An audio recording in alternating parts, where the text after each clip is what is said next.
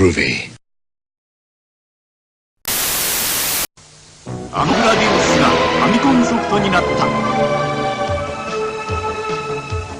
た。侵入経路は無限に広がる。未知との戦いは今始まった。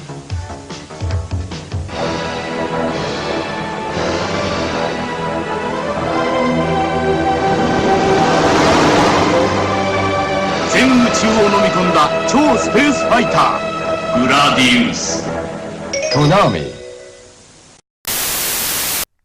Hey everybody, welcome back. Jim here with another pickups video for you. I've been slowing down a little bit in my video game buying and collecting ways as of late, but I have picked up some pretty cool games. Whenever I spot something that looks like something I'm going to want to play extensively, I'll go ahead and pick it up, especially if the price is right.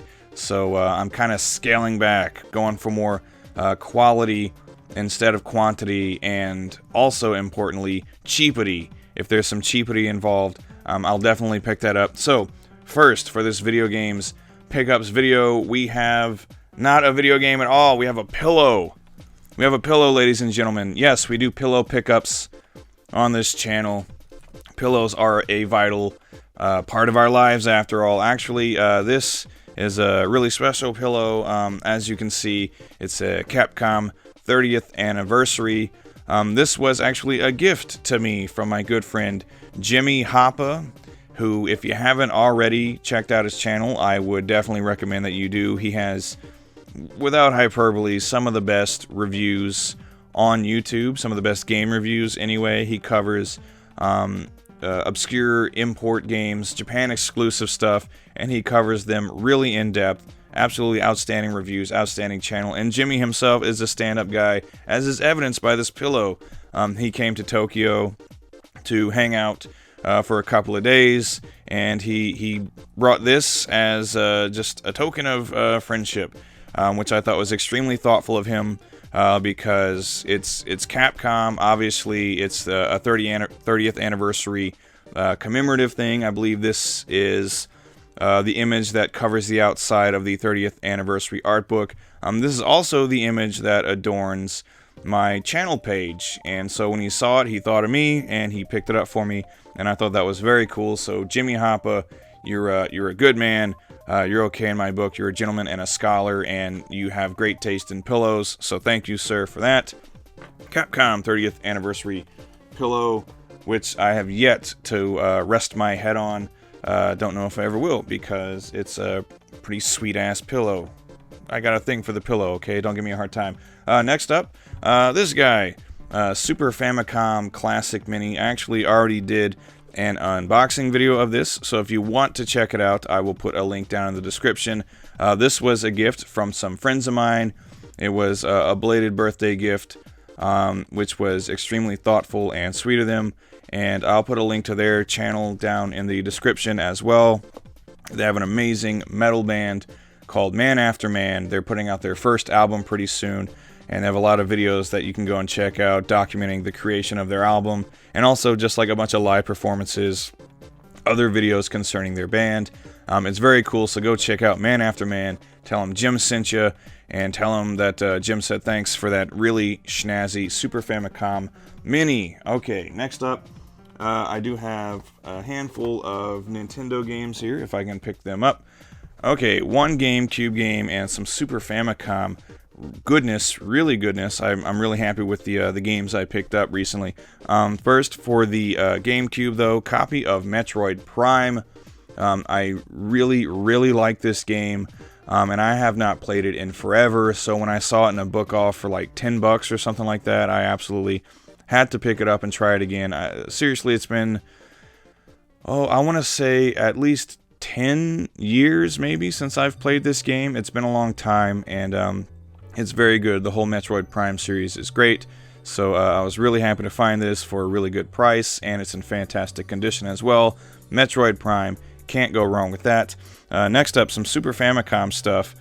Two games more or less in the same series. First up, we got, let me try to read it because it's spelled funny. It's Battle Dodgeball. That's a very simple title. Battle Dodgeball, game made by Banpresto. This is kind of like those Great Battle games where you've got the mini Gundams and Kamen Rider and Ultraman and others. This is just like that, except it's a dodgeball game. So you have little Gundams and little Ultraman and Kamen Riders, and they're throwing dodgeballs at each other. They're doing power moves with their dodgeballs. I'm a fan of dodgeball video games, so I really like Super Dodgeball on the NES, and I like Dodgy Donpei, which is a game I've recommended before, and there are some PlayStation dodgeball games, and there are some updates to Super Dodgeball on the Neo Geo and Super Famicom. I like dodgeball style games. They're really simple and fun. This one's no different. You're playing a dodgeball game. It's more or less just like any other, but you got a bunch of little Gundam and Kamen Rider characters, so that makes it all that much better.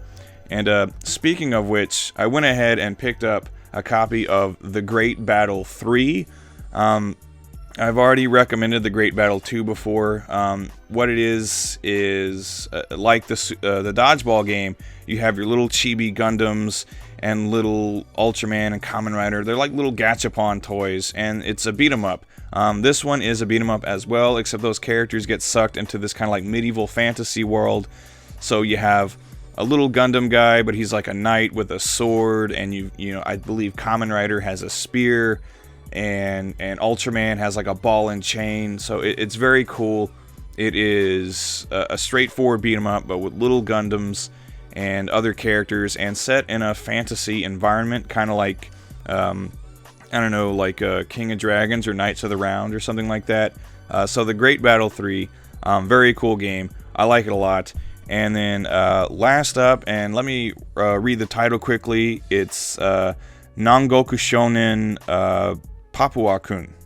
Okay, Nangoku Shonen Papua-kun. This game was actually recommended to me by Jimmy Hoppa when we were out doing a little bit of game hunting.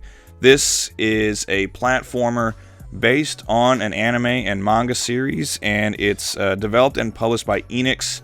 I like, you know, obviously Enix made a bunch of RPGs, Dragon Quest, for example, but they made some platformers that I really like Violinist to Hamelin and the ActRaiser games, and this is another really good platformer made by them. It's pretty straightforward. You run around, you jump, kick, you can shoot energy blasts out of your hands. Essentially, you go around each stage, and you might have to find certain items to unlock a different area of the stage, or you might have to like help some kind of like, you know, creature that'll pop in later in the stage to provide platforms or some other kind of assistance you might need. So in general, it is a pretty straightforward action platformer, but there are some other cool little things thrown in there to I guess make it a little more interesting, and the graphics and sound design are outstanding. That's pretty typical of Enix. So yes, again, Nangoku Shonen Papua-kun, this is a very cool game. Really glad I picked it up. Thank you for the recommendation on this one, Mr. Jimmy Hoppa. Okay, and I also picked up some Saturn games, and also a PlayStation game that I hadn't played back in the day. It's not like a cool import or anything. Here it's called Crash Carnival, and in the States it is, I believe, Crash Bash, and in Europe as well. Not 100% sure. Essentially what it is the Crash Bandicoot version of Mario Party. So if you like those party style games, you'll probably like this one too. I had not played it before. Came across it in a book off for $1 or $2, something like that, and I thought I'd give it a shot because I like Crash Bandicoot, especially the old school PS1 Crash Bandicoot games. I like them a lot. So Crash Carnival, aka Crash Bash, pretty cool little pickup. Next up, 3 Saturn games. First up, again, let me read the Japanese title is different from the English titles. It is Kaite Dai Senso. This game is known elsewhere as In the Hunt. This is it's a shoot 'em up where you are playing as a submarine, and you can fire missiles in front of you, but then there are also boats and things dropping stuff down on top of you, so you also can shoot things upwards too to take care of enemies and projectiles coming from above you. Made by the same people that would go on to make the Metal Slug games, and it really shows in the graphics. The visual design is very similar to something you would see in a Metal Slug game. I like that very much. The graphics in this game are very good. The soundtrack is quite good. It is an extremely fun game. I like it a lot. It's one of my new favorite Saturn shooters, in fact. But it is also a very challenging game. It can be really tough. So I had to. I was getting quite the ass kicking in this game, and I had to go back and turn the difficulty down just a little bit to make it a little more bearable. But yes, In the Hunt. This is a fantastic game. I am very happy with this pickup. Again, one of my new favorite Saturn shooters. Next up, really great fighting game. I picked up two really cool fighting games, actually, that I believe were Japan exclusive for the Saturn. First up, by Sunsoft, is Wakuwaku 7. This is a great fighting game. I guess a little bit hindered by the fact that it's on the Saturn. Ported over from the Neo Geo systems, the AES and MVS, so it suffers from slowdown and does require the use of the 1 megabyte RAM cart, which I didn't know when I first picked it up, so I had to go hunt for my 1 megabyte cart. But overall, I am really enjoying this game, despite the fact that, yes, it does suffer from slowdown in spots. It's fun. Obviously, I'm a 2D fighting fan. And this one is, I would say, definitely not mediocre, but it could be better. I would actually really like to play the Neo Geo version of this just to get like the full experience. But I do like it. I like Sunsoft games in general. They usually made fairly quality stuff. So this is a decent fighting game. The graphics are outstanding, an extremely colorful game, very detailed and nice looking characters and backgrounds and effects and all that stuff. Really good soundtrack too. So Wakuwaku 7 on the Saturn, perhaps not as good as it could be, but still a very enjoyable 2D fighting game thus far. And then I went ahead and picked this one up too. I had heard quite a bit about it, hadn't tried it yet, found it for fairly cheap, so I thought I'd give it a shot. It is Rabbit. And first of all, that's a fairly strange title for a fighting game. I've been enjoying it. Again, the gameplay not quite as smooth as, like, I guess more like top tier 2D fighters, but still very good, and has kind of like an interesting gameplay mechanic too, where each character has their sort of like spirit animal, I guess, that you can summon up when your super combo meter is full. But also in the arcade mode, when you defeat other characters, you also take on their spirit animal that can be used for different super combos, which I thought was really cool. This is another one with really like very nice, pretty, extremely colorful graphics, very anime, kawaii art style. So I do like that a lot. I like the soundtrack as well. Again, I wouldn't say this is like a top tier fighting game, but it's definitely enjoyable and I guess somewhat unique in the world of 2D fighters. And any 2D fighter on the Saturn, with a few exceptions, is going to be enjoyable. So Rabbit, this is one I'm having fun with, and I would recommend picking up for 2D fighter fans. There you go, some Saturn and PlayStation games. Set that to the side. Next up, I got some PC Engine and Dreamcast, which is always a good time, and some Xbox 360 as well. How about that? First up, this game on top. I'll say when I first saw this, I was like, wow, this would be immediately like one of Johnny Millennium's favorite games. It is a game called Den Den no Den, and what it is, it's Bomberman, but instead of Bomberman, every character is Kabuki from the Far East of Eden series. So it's a game of nothing but little Kabukis running around blowing stuff up. I will say I'm a little bit confused about whether or not this is meant to be a single player game at all. I don't think it is. You have the option to choose, I believe, from like 2 to 5 players. And when you choose 2 but don't have 2 controllers plugged in, every button press you make moves both characters. So one controller is, acting on 2 different characters. So I think, Bomberman is always better with more players anyway, so I'm going to need to get some other people together, at least one other person, to sit down and play some Den Den no Den with me. We'll each get our little kabukis, and then we'll try to blow each other up with bombs. But yeah, when I came across this, I had didn't even know this game existed. I took one look at it and I was like, what the hell is this? It's Bomberman with nothing but little kabuki guys, and it was like, I want to say it was like $5 or something like that. So that was a no-brainer. I was definitely going to pick this up. I just need some people to play it with. Din din no din. Next up, a shooter for the PC Engine CD. This is another one I had heard about on a couple of other channels. I think in particular, Bithead 1000. I was watching some of his PC Engine videos, and he had mentioned this game. He's quite the shooter fan, so he had a lot of shooters. And then on the advice also of Jimmy Hoppa, who vouched for it, this is Metamour Jupiter. I haven't had a whole lot of time to play this game, but what I have played, it is fun. I wouldn't say it's as great as some of the like higher tier PC Engine shooters, stuff like, you know, Spriggan or Gate of Thunder or Lords of Thunder, anything like that. But it has been pretty enjoyable so far.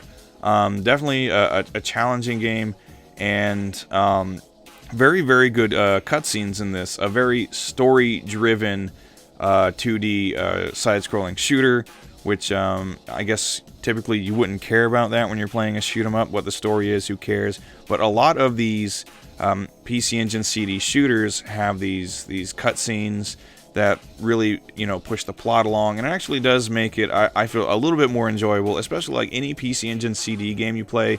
It's always nice to see some of those cool, like, faux anime cutscenes, where it's not actual full-on animation, but, you know, they did their best to present you with that cool anime style. Games like, you know, Ys and all those other Falcom RPGs and stuff like that. So it is nice to see stuff like that included in shooters as well.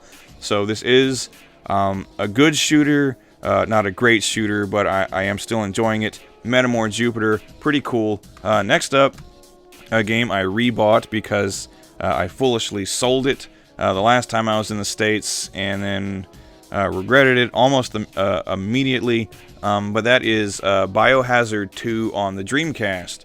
Obviously, I have Biohazard 2 on other consoles. It's a game I've played through countless times. It's actually one of my favorite games of all time. But I will say that Biohazard 2 on the Dreamcast, this is my favorite version of this game. I like the way, like, you can play with either the D-pad or with the analog stick, and I like playing with the Dreamcast analog stick. The graphics are definitely as good as they possibly ever could have been in this game. Very sharp-looking game. It's still Biohazard 2, so it's, I don't know what I need to say. It's excellent. It's one of the best games ever made. When you get it, it automatically, everything's unlocked. The extreme battle mode and the fourth survivor. Basically everything you would ever want from your Biohazard 2 experience is in this game. And also it's cool to just be able to look down at your VMU and you can see the status of your health, and you can see how many rounds are left in the clip in your gun without having to pause. You can just look down, have a look at your health and ammo, and that's pretty cool too. But Biohazard 2, value plus, as it says, because there is a Code Veronica demo in here, obviously before Code Veronica was released. This is a great game. Again, one of my favorite games of all time, and this is my favorite version. So Biohazard 2, Dreamcast, very cool. Another Dreamcast game I picked up, Macross M3, and it came in this very handsome long box here. This is a 3D Macross game. It's kind of like an arcadey, shooty, blasty, almost like some of the older like 3D, like I want to say Ace Combat, but it's faster paced than an Ace Combat game. But essentially, you've got your Macross mech, and you can shift back and forth between the three different forms, and they all have different attributes. So when you change into the mech form, you can basically sit in place and move the camera all around and shoot things out of the sky, or you can turn into the jet and try to dip and dodge and catch up to things. Very fun indeed. It took me a while to get through like the first couple of missions, because I didn't really realize that different situations really required you to use different forms of your ship. So at some points you absolutely need to be using the mech, and other points you really do need to be using the jet. And after I figured out how to play this game at least a little better. It became a lot more fun. Macross M3. This also was a surprisingly affordable game. I would have thought that a late release Dreamcast game with a very cool box and I think some extra stuff inside, just some cool little like laminated Macross card and some other little inserts and stuff, but it was only about $10, I think, which is excellent. Again, cheapness sometimes is a real big selling factor. So I picked it up because I do like to get new Dreamcast games whenever I can, and it is definitely an enjoyable game. Macross M3, pretty cool. And then 2 Xbox 360 games. I picked both of these up because they were really cheap. First up is Tenchu Zero. I've been a big Tenchu fan ever since the first game came out. Even before it came out, just reading about it in PSM, I was already like really like into it. Just reading about a game where you get to be a ninja and stealthily crawl around and take people out. It sounded really cool to me. So I've liked the whole series really. When Tenchu Z came out, I was pretty excited because you get to make your own ninja and then go on a bunch of different missions for Rikimaru. He's like your mentor in this game, so you can create your own ninja and customize them. And there was online multiplayer as well, where you could team up with a handful of other people and go on ninja missions. You can't really do that anymore, but that was a very cool feature of this game. That was kind of a big selling point, was 4-player Tenchu. Yes, please. One person, attracts the attention of a guard while the other person is hiding around the corner and then jumps out and stabs them, and everybody's like running and flipping and doing all kinds of stuff. So Tenchu Z, really cool game. Another one I found for like $2 or something like that. So was happy to find that and be replaying that. And then this game, El Shaddai. I had not played this before. When it first came out, I had heard a lot of good things about it, that it was very fun and it was just a beautiful game to look at, really a work of art. And that's true. I haven't spent a lot of time with this one yet, just because I haven't really had the opportunity to sit down and play a lot of games. So I can't really comment like too heavily on the gameplay, though I will say I have been having fun with it. I do like just good straight up action titles. But yes, the graphics are very striking. It has this great like cell shaded, but it kind of goes beyond cell shading. Like the effects it creates, it's almost like looking at not so much cell shading, but like a painting, almost kind of like the way they did with Okami or something like that. But obviously like not quite the same thing. So El Shaddai, I'm gonna need a little more time to get into this game, but so far so good. I do like it a lot. The people who had recommended it back in the day, they were definitely correct. This is a pretty damn cool game. El Shaddai, some Xbox 360 pickups. And last but not least, I have a few Gradius games here. Just coincidentally, I found a few different games in the series that were really affordable, and I'm a big fan of Gradius, so I wanted to pick them up. First off, the original Gradius for Famicom. When I saw this game, first it was about $20, and I just had to pick it up because, I mean, looking at the condition of this box, it was like when I first opened the box, it was difficult to get it open. It wasn't shrink wrapped, but it was as though it had never been opened before. There's even inside, there's like a little lottery scratch off ticket that is like for some kind of like Konami Kids Club or something like that, and it has not been scratched off. So I don't know if this was factory sealed until it got to the book off I bought it at, and they took it out of the seal and then just put it on the shelf. But this game is in immaculate condition. Like I said, it's got a... Well, I might as well maybe open it up, try not to damage it. Oh, see, like I said, it's hard, actually difficult to open this thing because of how pristine the box is. You know what, screw it. You're going to have to take my word for it because I don't feel like tearing this box up. There's a little scratch-off ticket inside for the Konami Kids Club or something. It's got this like little dog character on the sticker. Anyway, the original Gradius for the Famicom.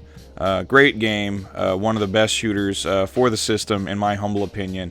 And I was really happy to find it for about $20 and in brand new condition. Gradius, very cool. Then, for about $10, I found the Gradius Deluxe Pack for the PlayStation. And what this is essentially arcade conversions of the first 2 Gradius games, which is awesome. Again, I'm a big Gradius fan, 1 and 2, so any chance I get to get another game with some Gradius in it, I'm gonna go for it. So yes, the Gradius Deluxe Pack, the first 2 games in the Gradius series, good way to experience these if you have not before. And then this game, which I had not played before and was wanting to for a while, finally found it for something like 10-15 bucks maybe. But this is Gradius Guiding. For the longest time, this remained a Japan exclusive game. I do believe it was later released on the PSP in like the early 2000s, something like that. Don't quote me on that. I'm not 100% sure, but I do know this eventually did get a release outside of Japan. But I wanted to give it a shot because, again, big Gradius fan. If there's a game in the series I haven't played yet, I'm gonna want to play it. Gradius Guiding is awesome.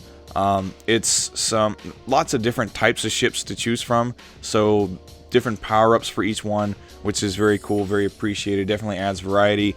And then the graphics, it's all like 3D rendered stuff, which looks pretty cool. Typically in shooters, I like my graphics to be strictly 2D sprites, but with like the setting of Gradius, like outer space and just like caves and then they're like weird creatures and stuff like that, it works pretty well.